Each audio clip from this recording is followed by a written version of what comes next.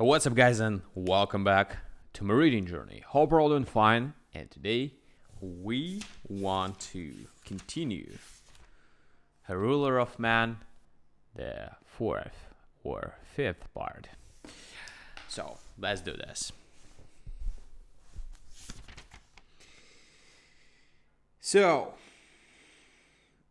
And sure enough, the next day, she flung a little bunch of roses clear across the street into our door. O'Connor dived for it and found a piece of paper curled around a stem, with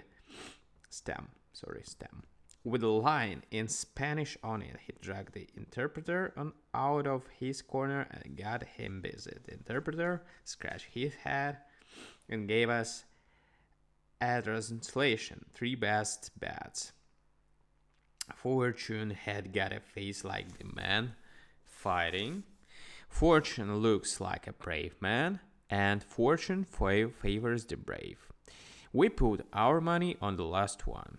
Do you see, says O'Connor. She intends to encourage me swore to save her country. It looks to me like an invitation to supper, says I. So every day this senorita sits behind the barred windows, and exhausts a conservatory or two, one posse at a time.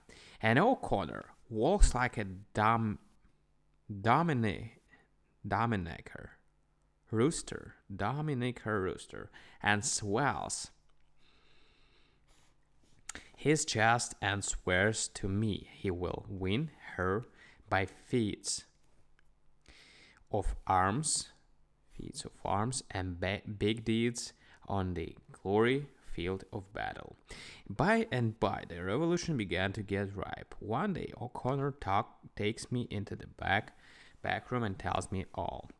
Bowers, he says, at 12 o'clock 1 week from today, the struggle will take place. It has pleased you to find amusement and diversion in the project because you have not sense enough to perceive that is easily accomplished by a man of courage, intelligence, and historical superiority, such as myself. The whole world over, says he, the O'Connors have ruled man, women, and nations. To subdue a small and indifferent country like this is a trifle. You see what little barefooted mannequins the men of it are. I could lick 4 of them single-handed, no doubt, says I. But could you lick 6? And suppose they hurled an army of 17 against you. Listen, says O'Connor, to what will occur. At noon next Tuesday, 25,000 patriots will rise up in the towns of the Republic. The government will be absolutely unprepared. The public buildings will be taken, the regular army made prisoners, and the new administration set up. In the capital, it will not be so easy on account of most of the army being stationed there. They will occupy the president's place and the strongly fortified government buildings and stand as siege.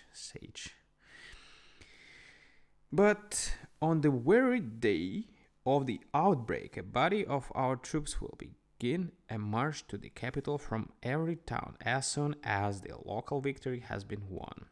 The thing is so well planned that is an impossibility for us to fail. I myself will lead the troops from here. The new president will be Senor Espadas, now Minister of Finance in the present cabinet. What do you get? I asked. It'll be strange, said O'Connor, smiling. if I don't have all the jobs handed to me on the silver salver to pick what I choose. I've been the brains of the scheme, and when the fighting opens, I guess I won't be the rear rank who managed it so our troops could get arms smuggled into the country. Didn't I arrange it with a New York firm before I left there?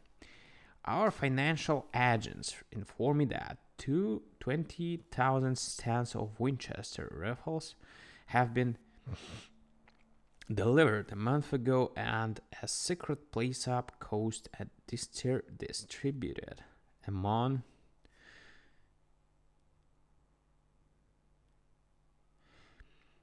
a month ago at a secret place up coast and distributed among the towns. I tell you, Bowers, the game is already won. Well, that kind of talk kind of shook my disbelief in the infallibility of the serious Irish gentleman, soldier of fortune. I certainly seemed that. The patriotic grafters had gone about the thing in a business way. I looked upon O'Connor with more respect and began to figure on what kind of uniform I might wear as Secretary of War. Tuesday.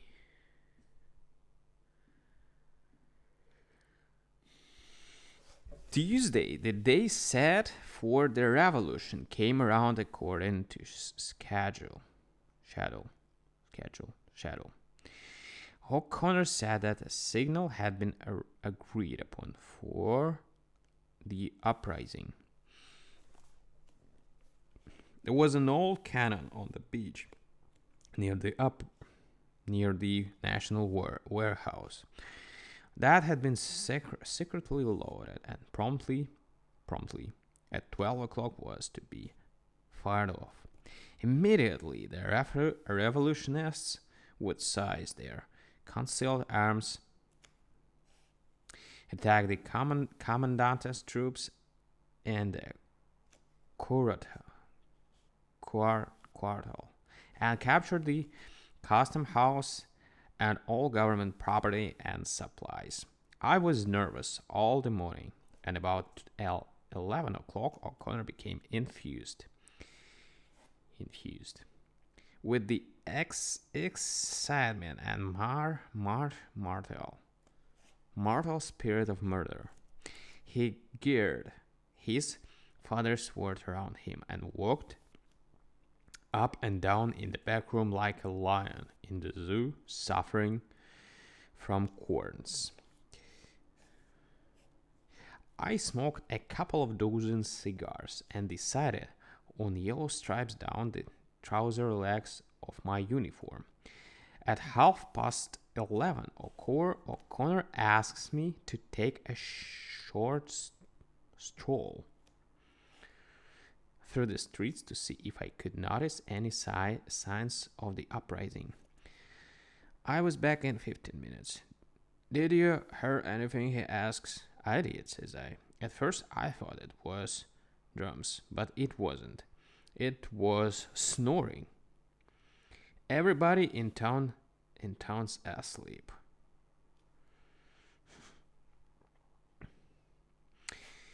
O'Connor tears out his watch. Fools, says he. They've set the time right at the siesta hour when everybody takes a nap. But the cannon will make them up. Everything will be all right, depend upon it. Just at 12 o'clock, we heard a sound of a cannon. Boom! Shaking the whole town. O'Connor loosens his sword in its scabbard and jumps for the door. I went as far as the door and stood in it. People were sticking their heads out of doors and windows, but there was one grand sigh that made the landscape look tame. Tame.